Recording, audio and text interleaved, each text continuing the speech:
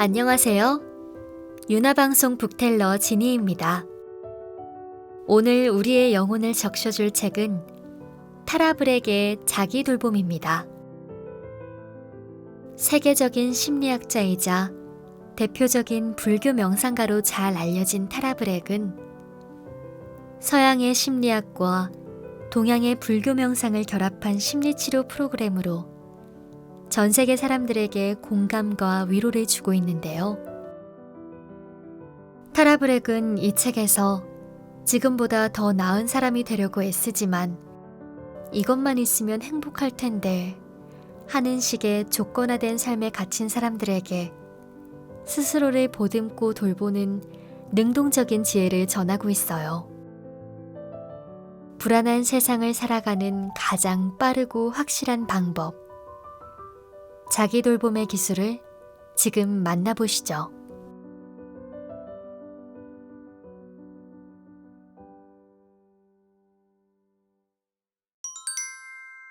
나는 얼마나 더 나은 사람이 되어야 하는가?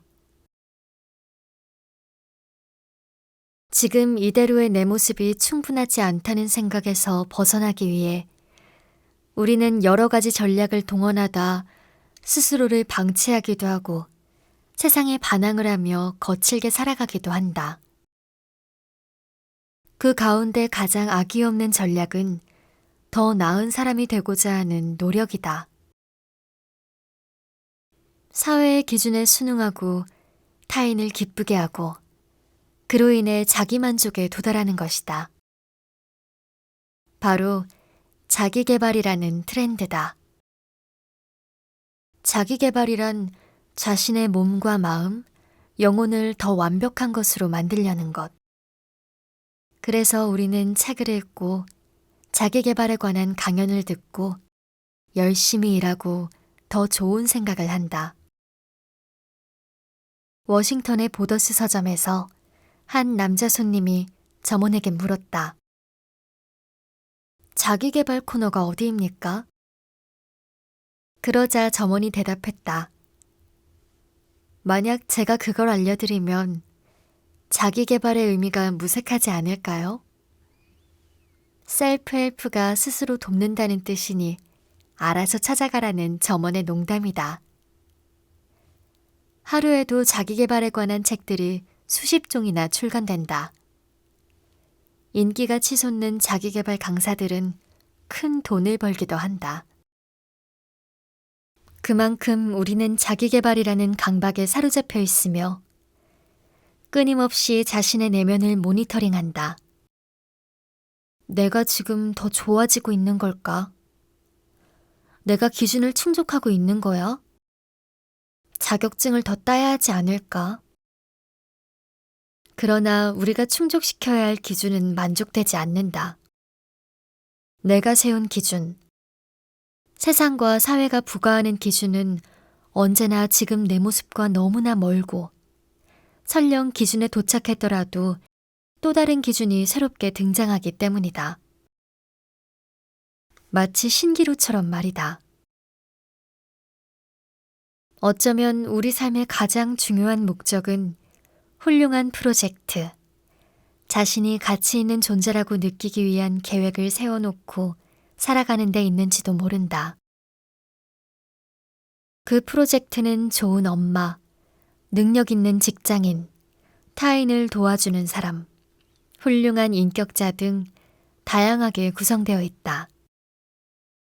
이러한 향상하려는 노력에는 지금 나는 부족하다, 뭔가 잘못되어 가고 있다, 이대로는 안 돼, 달라져야 해, 라는 보이지 않는 조건이 전제된다. 이러한 기준에 순응하는 과정에서 우리는 우리가 어떻게 되어야 한다는 특정한 관념에 맞도록 자기 본연의 존재를 변형시키거나 심지어 왜곡시킨다. 이로 인해 우리의 근본적인 본성을 불신하는 결과가 일어난다. 타인에게 잘 보이려 하거나 어떤 기준을 충족시키려 할 때마다 우리는 진실됨을 잃어버리고 멀어진다. 본능적인 영혼의 감수성이 끊어진다.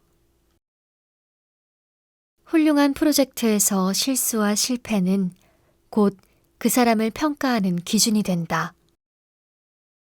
실패와 실수는 무능함의 상징일 뿐이며 더 나은 사람이 되기 위해 넘어야 할 또 다른 조건이 되었다. 이 때문에 안전한 삶을 도모하면서 적당하게 살아가려는 소극적인 삶의 자세가 만들어지기도 하는데, 그러한 의식의 뿌리 역시 열등감이므로 결국 자기 자신에 만족하지 못하며 여러 가지 심적 갈등을 일으킨다. 이 또한 진정한 나를 모르고 있는 것이다. 나는 불완전한 존재다 라는 생각은 필연적인 상처를 남길 수밖에 없다. 일, 사랑, 인간관계 모든 면에서 그렇다.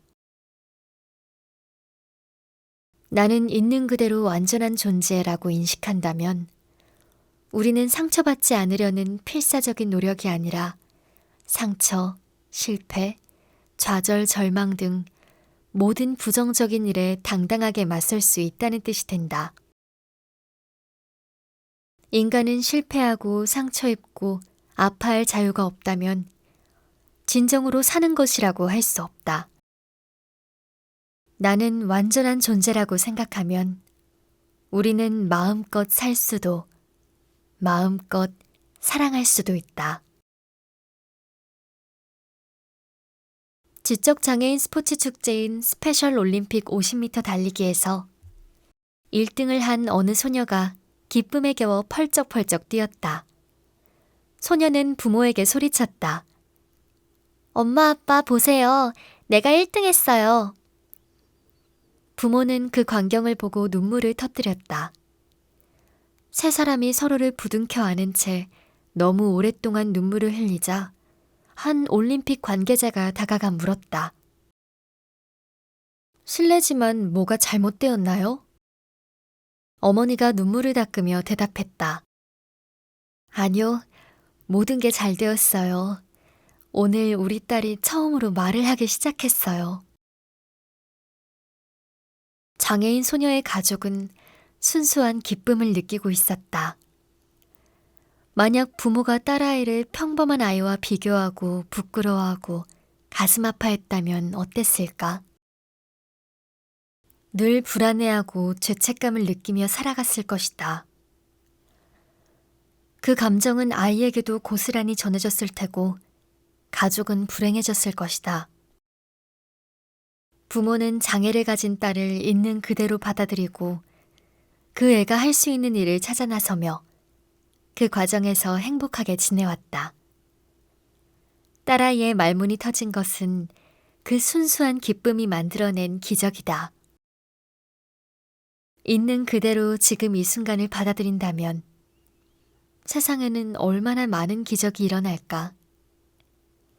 인간은 누구나 이런 기쁨을 느낄 자격이 있다.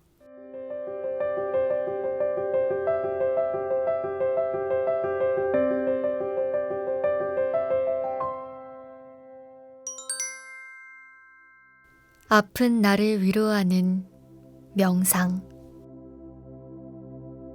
먼저 호흡을 정리한다.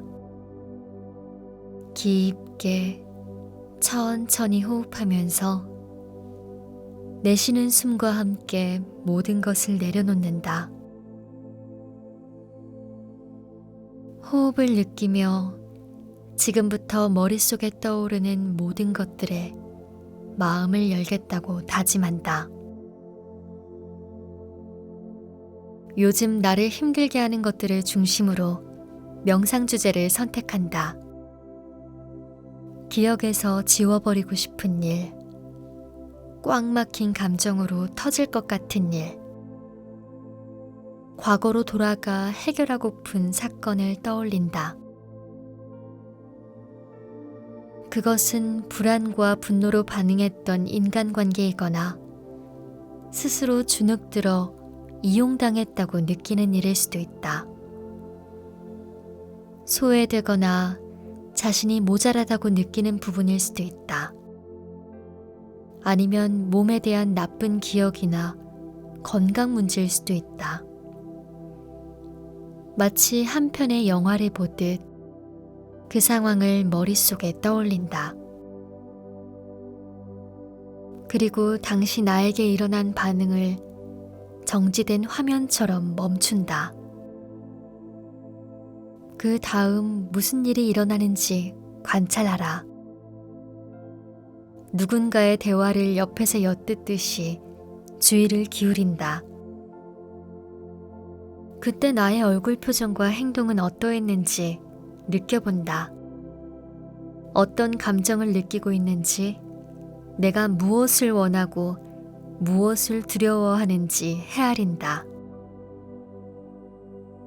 이것은 내면에 숨어있던 언젠가의 일을 지금 여기로 불러와 현재화시키는 과정이다.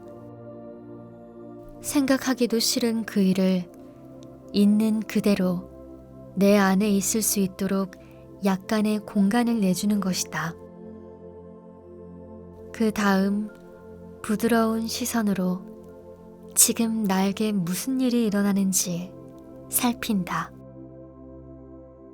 그리고 지금 가슴에서 어떤 감정이 일어나는지 느껴본다.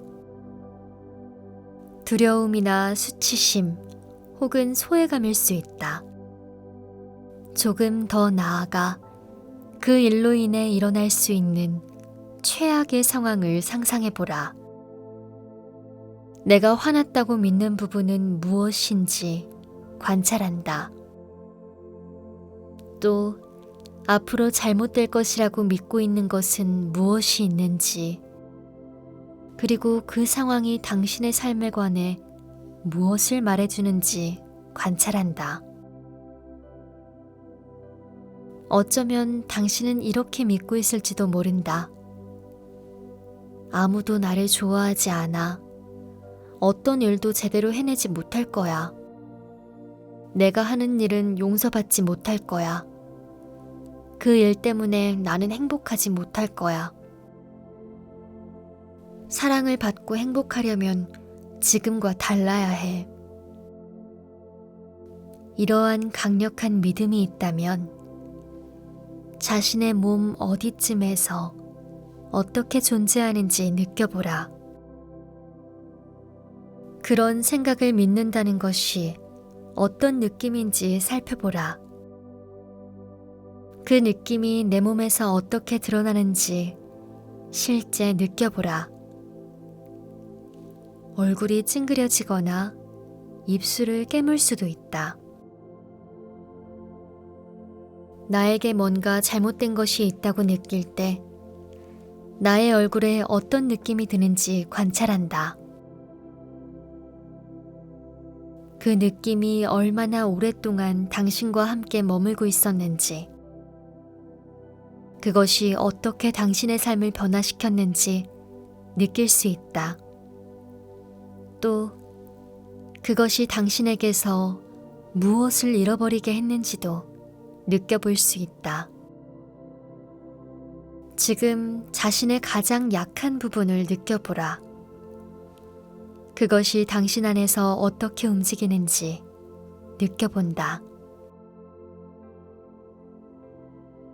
가슴에 손을 얹은 뒤 그것이 필요로 하는 것은 무엇인지 주의를 기울인다. 그것이 거기 있어도 괜찮다고 아는 것만으로도 충분할 수 있다. 어쩌면 그것은 부드러움과 용서, 사랑을 필요로 하고 있는지도 모른다. 미안해, 그리고 사랑해 라는 메시지를 보낼 수도 있다. 이때 당신을 사랑하고 돌봐주는 누군가나 영적인 존재를 떠올리는 것도 좋다. 그 사람의 사랑과 이해가 지금 당신에게 전달된다고 상상하는 것이다. 그리고 당신 안에서 펼쳐지는 일들을 지속적으로 인식한다. 어떤 일이라도 다만 있는 그대로 있도록 허용한다. 루미는 말했다. 도망가지 마라. 상처 입은 부위에 눈을 고정시켜라. 빛이 당신 안으로 들어오는 것이니.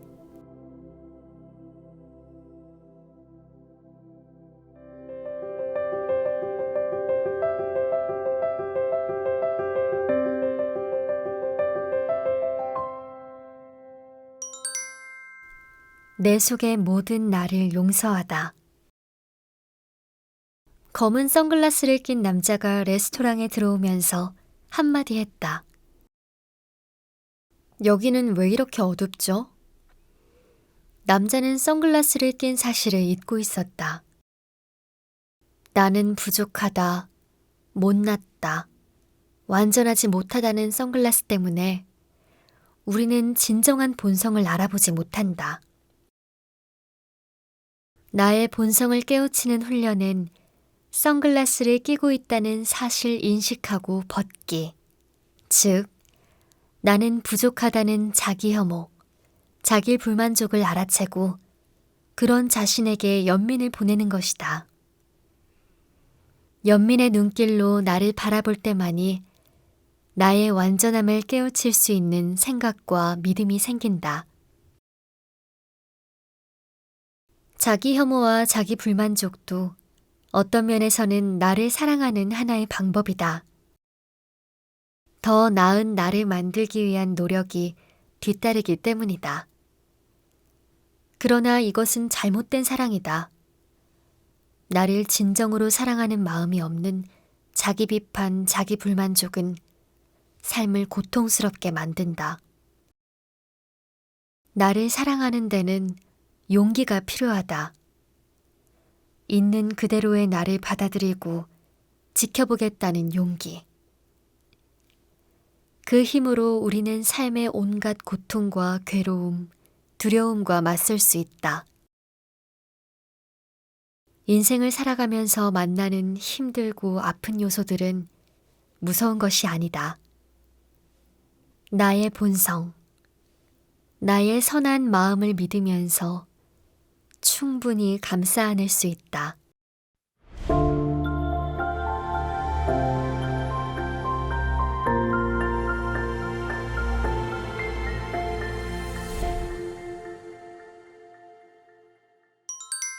열등감은 나에 대한 잘못된 사랑이다. 지금 이 순간을 살아가는 법은 나의 현재 상황을 그대로 받아들이는 것에서 시작한다고 나는 여러 번 강조했다. 그러나 내 안에 뒤엉키고 아픈 부분을 건드리는 것은 쉽지 않다. 꼭꼭 덮어둔 이불을 확 걷어버리면 너무 춥고 아프게 느껴지기 때문이다. 인정하기 싫은 너무 아픈 상황이라면 조금씩 다가가겠다는 조심스러운 여유를 가지는 것도 방법이다. 자, 그런 마음의 준비를 하고 먼저 자신이 받아들일 수 없는 것은 무엇인지 생각해보자. 나의 일부 가운데 밀쳐버리고 싶은 것이 있는가? 자주 수치스러운 생각이 드는가? 누군가에게서 평가받는다고 느끼는 부분은 무엇인가? 당신이 받아들일 수 없는 것은 무엇인가? 자녀에 대한 양육 방식인가? 가까운 사람과의 관계가 자주 어긋나는 것인가? 이루지 못한 어떤 것에 대한 실망인가? 지금 하는 일이나 능력에 대한 불만족인가? 어떤 중독 행동에 빠져 있는 자신인가? 자신을 있는 그대로 수용하지 못하는 부분은 무엇인가? 자신의 얼굴과 외모에 대한 열등감, 혹은 체중이나 질병 같은 신체적인 문제인가? 자신에게 뭔가 결여되어 있고 그것을 채우려고 노력하지만 번번이 실패하고 있다고 생각하는가? 이 밖에도 우리를 괴롭히는 문제는 아주 많다. 지구 위에 살아가는 인간의 숫자보다 더 많을지도 모른다. 우리가 바라고 채우고 버리고 싶은 것이 떠올랐다면 이제 있는 그대로의 자신을 받아들이지 못하도록 방해하는 것은 무엇인지 스스로에게 질문하라. 지금 있는 그대로를 괜찮다고 느끼지 못하게 만드는 것은 무엇인지 물어보라. 그 다음 지금 있는 그대로의 상황을 내가 친절한 마음으로 수용한다면 그 뒤 어떤 일이 일어날지 상상해보라. 또 있는 그대로 받아들이지 못할 경우 일어날 수 있는 나쁜 일은 무엇이 있는지도 떠올려보라. 아마도 받아들였을 때와 받아들이지 못했을 때 일어날 수 있는 일에는 분명한 차이가 있을 것이다. 받아들이지 못했다면 두 번째 화살을 맞은 것과 같다. 이미 일어난 일이 첫 번째 화살이요. 그에 대한 나의 잘못된 반응이 두 번째 화살이라고 했다. 두 번째 화살은 첫 번째 화살보다 훨씬 더 강력하다. 첫 번째 화살이 부지불식간에 일어난 일이라면 두 번째 화살은 내가 나 자신을 향해 쏜 것이기 때문이다.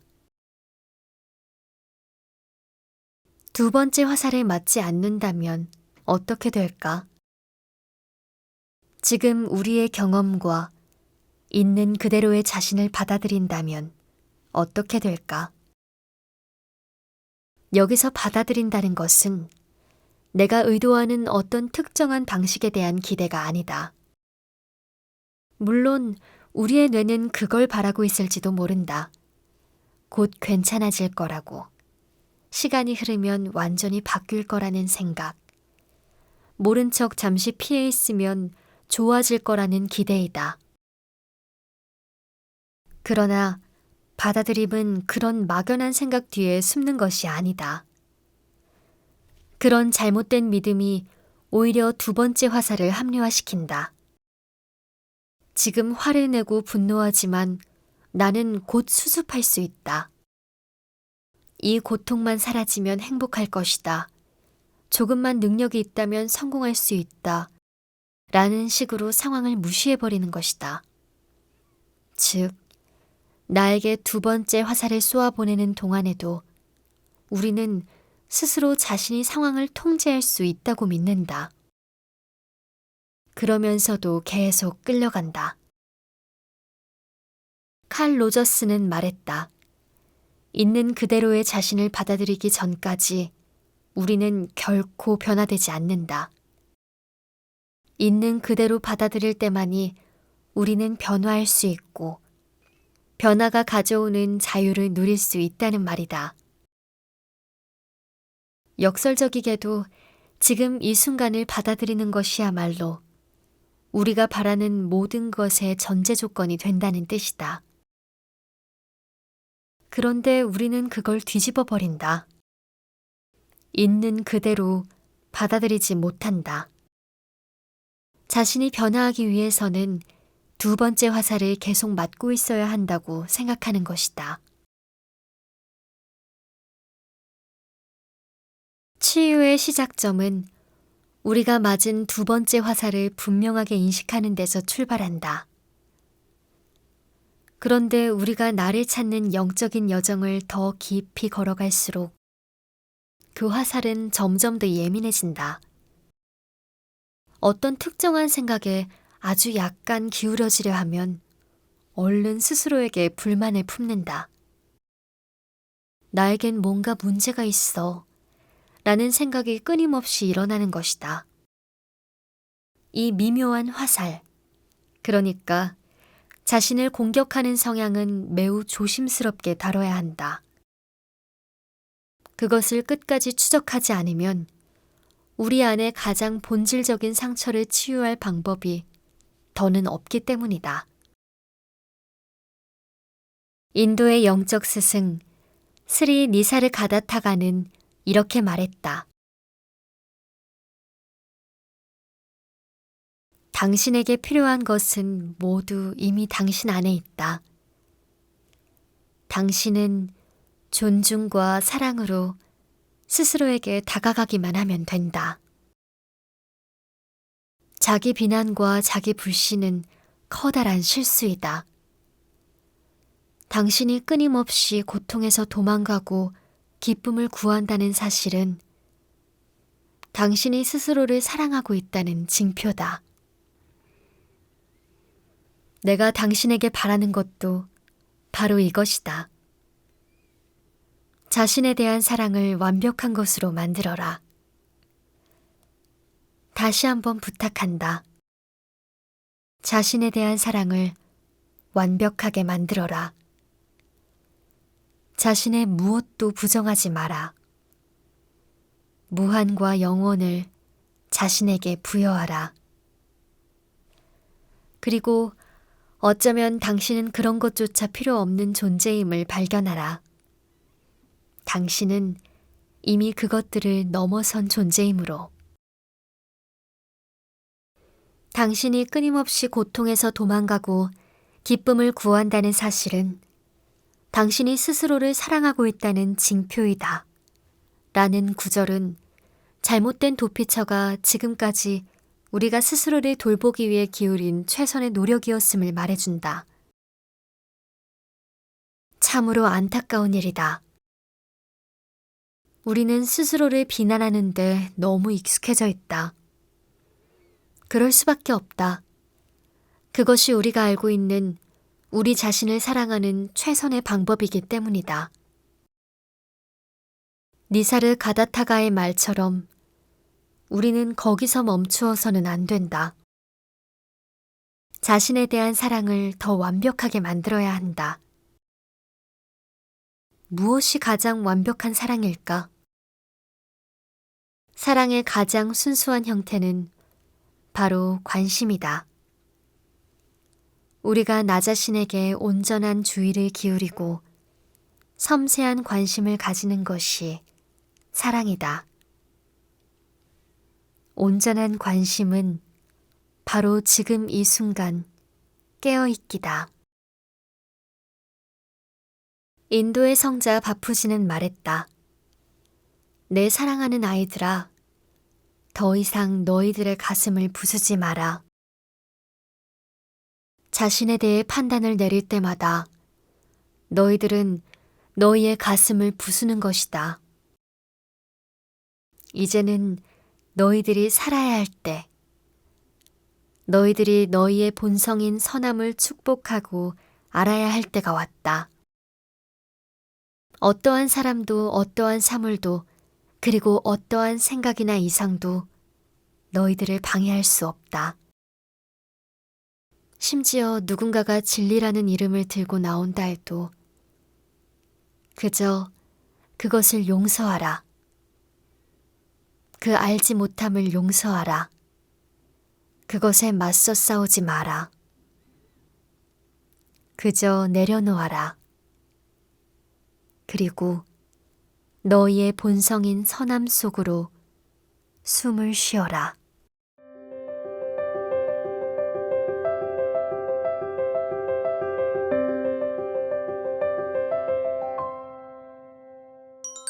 나를 가장 아프게 하는 것에 예스라고 말하라. 누구나 가슴속에 가장 아픈 이야기 하나쯤 있다. 아픔을 견디는 정도는 사람마다 다르지만 나의 아픔은 누구의 아픔보다 가장 아프다. 스티븐 킹의 소설 시체에는 이런 구절이 나온다. 가장 고백하기 힘든 사연이 그 사람의 인생에서 가장 소중한 의미를 지닌다. 지금 나를 가장 아프게 하는 것, 나를 고통에 빠뜨리고 절망하게 하는 것, 그것이 어쩌면 내 삶을 풀어가는 가장 핵심적인 키워드가 될 수 있다. 그래서 작가는 가장 아픈 것이 가장 소중한 의미가 된다고 말하고 있다. 그동안 모른 척하거나 무의식 속에 덮어두거나 잊고 있었던 상처가 건드려지는 순간 우리는 아야라고 소리친다. 그런데 상처의 아픔을 얼마나 정직하게 자각하느냐에 따라 우리 자신에게 보내는 연민의 깊이도 달라진다.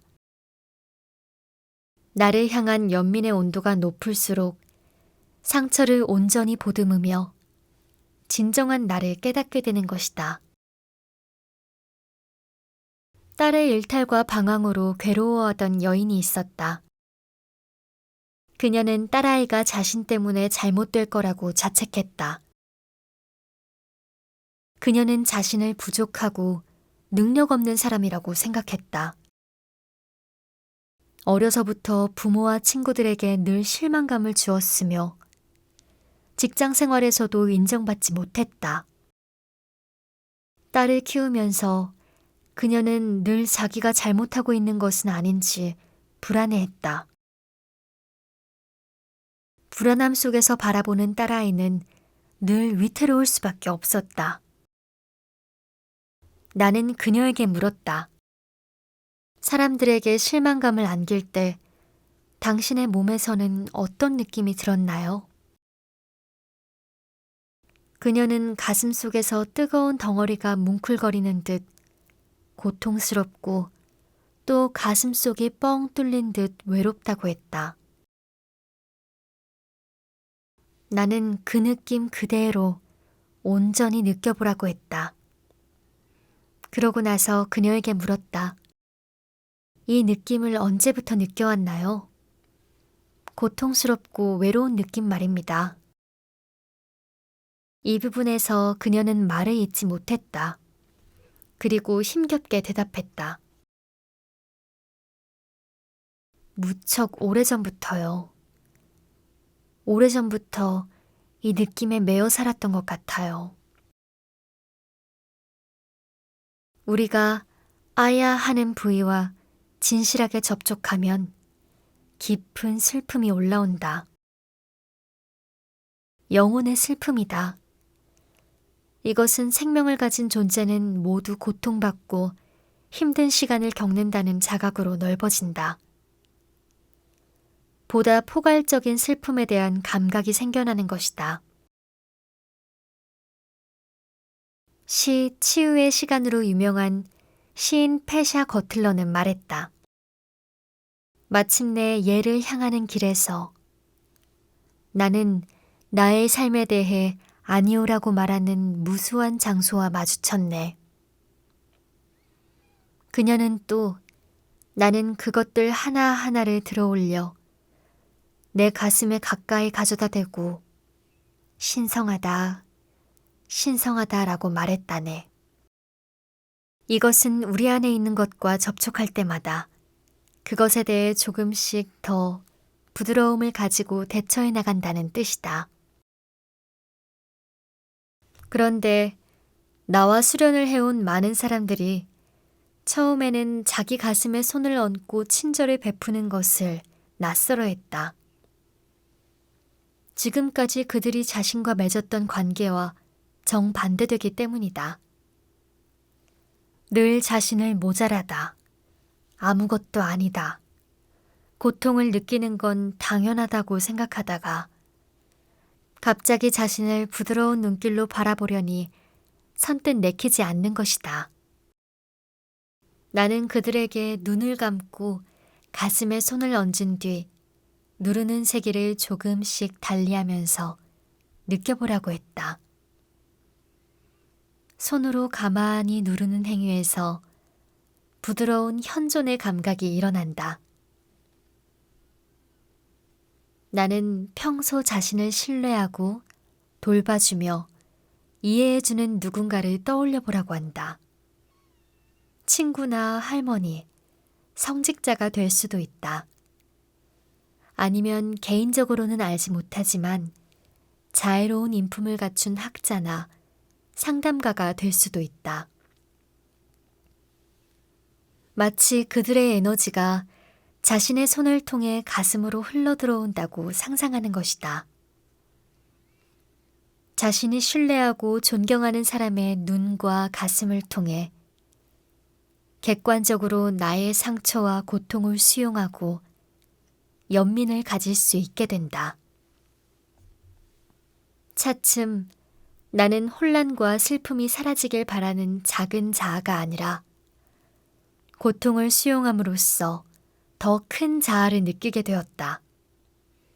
슬픔과 무기력, 허무함, 고통, 절망에 빠진 나를 친절하게 돌볼 때, 나에게 다가온 모든 순간을 예스라고 인정할 때, 우리는 완전한 현존을 이룰 수 있음을 알게 된 것이다.